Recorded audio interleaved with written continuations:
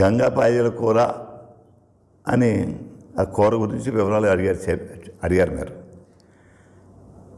అది ఈ గంగపాయల కూర సాధారణంగా నాకున్న అవగాహన ప్రకారంగా 199 మంది దాన్ని చూశారు, కానీ అది ఫలానా అని వారికి తెలియదు. అంతే తప్పండి, ఇది అందరూ చూశారు దాన్ని. చాలామంది దాని విషయాలు తెలుసున్నవారు దాన్ని కూర కింద వండుకుంటారు. అది మీకు కలుపు కింద కనిపిస్తుంది. మొక్కలు వాటిలో ఉంటే చిన్న చిన్న ఆకులతోటి మీకు ఇక్కడ ఫోటోలో కనిపిస్తుంది, తర్వాత చూపిస్తాం. అంచేత దాంట్లో 2 రకాలు ఉన్నాయండి. పెద్ద గంగిలపాయ కూర, చిన్న గంగపాయల కూర అని 2 రకాలు. దీన్ని సాంస్క్రిట్లో లోనా అంటారు.